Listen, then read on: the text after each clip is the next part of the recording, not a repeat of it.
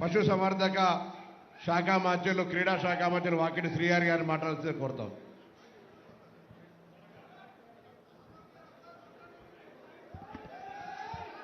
రైతులు మాట్లాడతారా?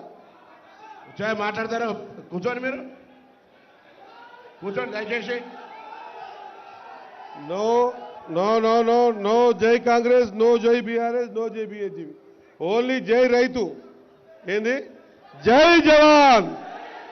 ఎంత గట్టిగా ఉండాలయ్యా. జై జవాన్.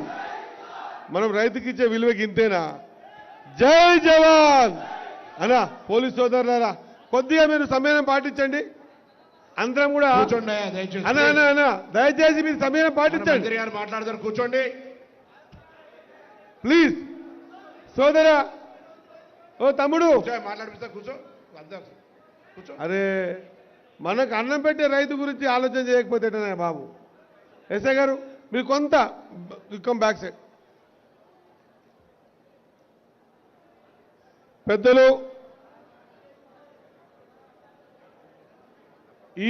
నేను అనుకుంటే 72 ఉంటాయి. తుమ్మా సార్ వయసు ఎంత సార్? 72? ఏం కాలేదు చెప్పండి సార్. ఆడపిల్లలే కాదు.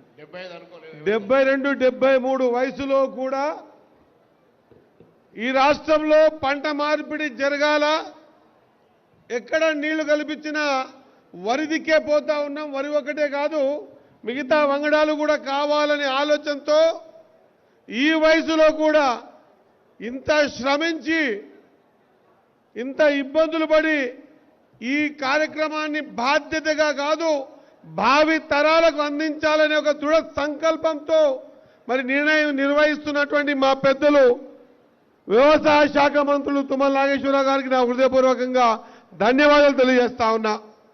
అదే మాదిరిగా మరి మా పెద్దలు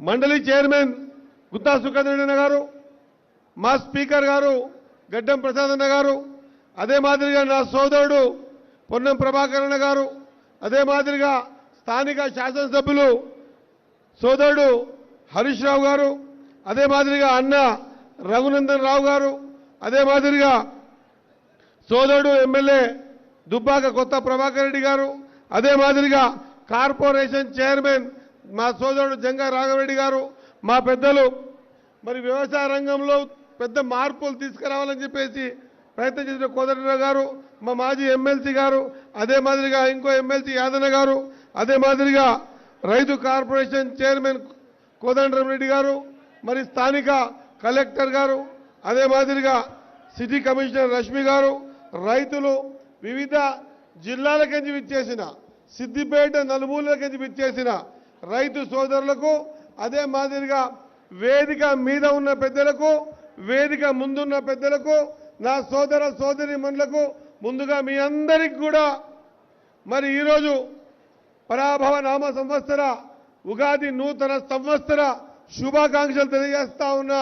మీరందరూ కూడా ఈ పండుగ వాతావరణంలో ఇంత పెద్ద కార్యక్రమాన్ని తీసుకొని, ఓ పండుగ అంటే మన హిందువుల తొలి క్యాలెండర్ డే కాబట్టి ఈరోజు మనమందరం కూడా ఈ కొత్త దినాన ఈ కొత్త కార్యక్రమాన్ని ఖచ్చితంగా ముందుకు తీసుకుపోవాలనే సంకల్పంతో తీసుకున్న ఈ కార్యక్రమానికి నేను మనస్ఫూర్తిగా హృదయపూర్వక ధన్యవాదాలు తెలియజేస్తా ఉన్నా. సోదరులారా, ఈరోజు నిజంగా కూడా ఆలోచన చేయాలి.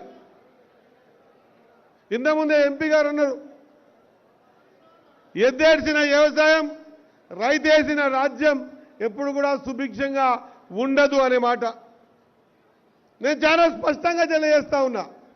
ఇక మా హరిచన్న మాట్లాడుకుంటూ ఇక ఖమ్మం తర్వాత మేము పోటీపడి సిద్దిపేటలో పెడుతున్నాం, నా రైతాంగం బాగుండాలి. నేను ఒక రాష్ట్ర మంత్రిగా అది సిద్దిపేట కావచ్చు, ఖమ్మం కావచ్చు, 33 జిల్లాల్లో తెలంగాణ కావచ్చు, ప్రతి ఉమ్మడి జిల్లా హెడ్ క్వార్టర్లో నేను ఈరోజు తుమ్మల నాగేశ్వర గారిని రిక్వెస్ట్ చేస్తా ఉన్నా. ఏ మాదిరిగా అయితే ఈ ప్రాంత రైతులను తీసుకుపోయి మీ ప్రాంతంలో ఉన్నటువంటి ఈ వ్యవసాయ క్షేత్రాన్ని చూపించారో అదే మాదిరిగా ఉమ్మడి ఇంకా 8 జిల్లాలో ఉన్నటువంటి అందరూ రైతాంగాన్ని కూడా తీసుకుపోయి ఖచ్చితంగా ఏదైతే ఇంతకుముందు అకాల వర్షాల వల్ల, కోతుల వల్ల, దొంగల వల్ల, కరువు కాటకాల వల్ల ఇబ్బంది పడినటువంటి ఈ పంటను ఈ రాష్ట్రం అంతా కూడా ఏపించే విధంగా మీరు కార్యరూపం దాల్చాలనే విషయాన్ని నా సోదరి మా పెద్దలు కోరుతా ఉన్నా. సోదరులారా, అల్టిమేట్ గా రైతు బతకాలి. ఈ ప్రాంతంలో ఏ విధంగా అయితే మాయిశ్చరైజర్ పెరగడానికి నీటి సౌకర్యం వచ్చిందో, ఈ రూమ్ లో ఉన్నటువంటి మాయిశ్చరైజర్ అంటే మన ఆలోచన విధానం కూడా రైతు పట్ల ఉండాలి. ఈ రోజు ఇక్కడికి వచ్చిన ప్రతి రైతు కూడా తాను ఈ కార్యక్రమాన్ని పూర్తి స్థాయిలో విని దీనికి సంబంధించిన అన్ని విషయాలు తెలుసుకొని మనం ఒకరొకరు ఒక 100 మంది రైతులకు, మన చుట్టాలు కావచ్చు, పక్క ఊరోళ్ళు కావచ్చు, దీని మీద అవగాహన లేని వాళ్ళు కూడా కావచ్చు, వాళ్ళందరికీ అవగాహన కలిగించి ఖచ్చితంగా ఈ రాష్ట్రంలో ఆయిల్ పామ్ ని పెద్ద ఎత్తున పండించే విధంగా కార్యరూపం తీసుకున్నప్పుడే మనం నిజంగా కూడా రైతుకు సహాయం చేసిన వాళ్ళం అవుతాం. కేంద్ర ప్రభుత్వం, రాష్ట్ర ప్రభుత్వం, ఈ 2 రాష్ట్రాల్లో ఉన్న ప్రభుత్వాలు ఖచ్చితంగా రైతుల పట్ల ఉన్న ఆలోచన విధానంతో ఇప్పుడే ఎంపీ గారు చెప్పారు, 3 నుంచి 4 సంవత్సరాలు ప్రతి సంవత్సరం ఈ అంతర్ పంటలో 4,500,000 రూపాయలు ఇస్తున్నారని. ఇలాంటి ఎన్నో కార్యక్రమాలు ఈ ప్రభుత్వం కూడా, మీరెంచుకున్న ప్రభుత్వం కూడా రైతుల పట్ల పూర్తి అవగాహనతో ఉంది. కాబట్టే ఈ రైతులు సుభిక్షంగా ఉండాలనే సంకల్పంతో ఉంది. కాబట్టే ఈ కార్యక్రమాన్ని ఎక్కడ ఆగకుండా ముందుకు తీసుకుపోతా ఉంది. అదే మాదిరిగా రైతులు ఖచ్చితంగా వాళ్ళ పాస్బుక్లు బ్యాంకుల్లో ఉండకూడదు, వాళ్ళ పాస్బుక్లు ఖచ్చితంగా పెట్టుబడికి అవసరమనే ఉద్దేశంతో 25 లక్షల మందికి 21,000 కోట్ల రూపాయల రుణమాఫీ చేసిందన్న విషయం మనం గుర్తుపెట్టుకోవాల్సిన అవసరం ఉందని తెలియజేస్తా ఉన్నాం. సోదరులారా, రైతు గురించి ఎప్పుడు ఏ వేదిక దొరికినా రాజకీయాలకు అతీతంగా మాట్లాడాల్సిన అవసరం ఉంది. ఎక్కడ కూడా రాజకీయం అంటే రైతును మనం మోసం చేసినట్టే, రాజకీయాలు మాట్లాడితే రైతు గొంతు కోసినట్టే. కాబట్టి ఈ వేదిక ద్వారా కూడా కోరుతా ఉన్నా, ఈ వేదిక ద్వారా రేపు ఎల్లుండి జరగబోయే ప్రతి కార్యక్రమాన్ని కూడా ఇక్కడికి విచ్చేసిన ప్రతి రైతు కూడా పూర్తి స్థాయిలో అవగాహన కల్పించుకొని మనకు తెలిసిన ప్రతి వ్యక్తికి కూడా ఈ అంతర్ పంట కానీ లేదా ఈ ఆయిల్ ఫామ్ కానీ ప్రతి రైతు కూడా ఎడ్యుకేట్ చేయించి ఖచ్చితంగా ముందుకు తీసుకుపోవాల్సిన అవసరం ఉంది. అప్పుడు మాత్రమే మనం రైతుల్ని ఆదుకుంటామన్నమాట మరొకసారి గుర్తు చేస్తా ఉన్నా. కాబట్టి సోదరులారా, తెలంగాణ అద్భుతమైన తెలంగాణ. ఒక దిక్కు గోదావరి, ఇంకో దిక్కు కృష్ణమ్మ మధ్యలో దాదాపు 46,000 చెరువులు నింపుకున్నటువంటి ఈ తెలంగాణ ఖచ్చితంగా రేపు రాబోయే రోజుల్లో సుభిక్షంగా ఉండాలంటే రైతు మాత్రం సుభిక్షంగా ఉంటేనే సరిపోతుంది. ఇంకా ఏ డిపార్ట్మెంట్ సుభిక్షంగా ఉన్నా కూడా ఈ రాష్ట్రం బాగుపడదు.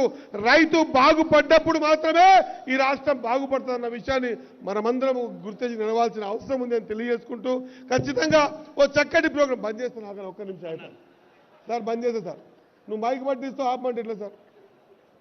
సోదరులను మీ అందరితో కోరుతా ఉన్నా, వినమ్రపూర్వకంగా కోరుతా ఉన్నా, మనం ఎప్పటి వరకైతే రైతును మిగిలించుకోమో, రైతును ఆర్థిక స్థితిగతులకి బయటికి వేయమో, రైతును బతికించుకోమో, రైతు ఎప్పటి వరకైతే తన చెమటను భూతల్లికి ముద్దాడి పంట పండించడో